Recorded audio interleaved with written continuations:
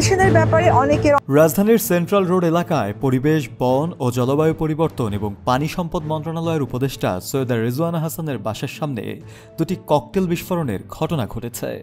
রোববার 16 নভেম্বর রাত 9টার দিকে এ বিস্ফোরণ ঘটে। বাসার সামনে ককটেল বিস্ফোরণের বিষয়টি উপদেষ্টা সৈয়দা রেজওয়ানা হাসান নিজেই নিশ্চিত করেছেন। তবে এ ঘটনায় কেউ হতাহত হয়নি বলেও জানা গেছে। একমাত্র স্মার্ট সিটি বসুন্ধরা, আধুনিকতায় এক ধাপ এগিয়ে। প্রত্যক্ষদর্শীরা জানিয়েছেন, উপদেষ্টার বাসার সামনে দুটি ককটেল বিস্ফোরণ ঘটিয়ে দুর্বৃত্তরা দ্রুত পালিয়ে যায়।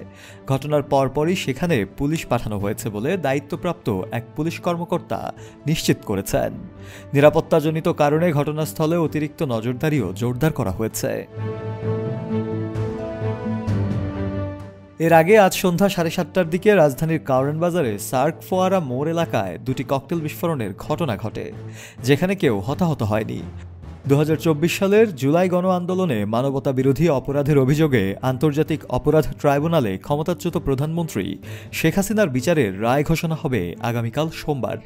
এ রায় ঘিরে গত সপ্তাহে লকডাউন কর্মসূচি দেয় কার্যক্রমে নিষেধাজ্ঞা থাকা আওয়ামী লীগ।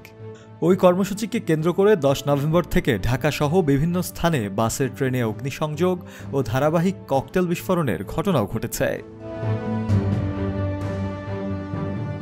এদিকে শনিবার রাত থেকে রোববার সকাল পর্যন্ত ঢাকার বিভিন্ন এলাকায় আবারও গাড়িতে অগ্নিসংযোগ ও ককটেল নিক্ষেপের ঘটনা দেখা গেছে। একই সময়ে রাজধানীর বিভিন্ন জায়গায় অভিযান চালিয়ে পুলিশ আওয়ামী লীগের 18 নেতাকর্মীকে গ্রেফতার করেছে। সাম্প্রতিক এসব ঘটনার পর পুরো রাজধানীতে নিরাপত্তা পরিস্থিতি আরও কঠোর করা হয়েছে। শফিউল মাওলা, কালের কণ্ঠ।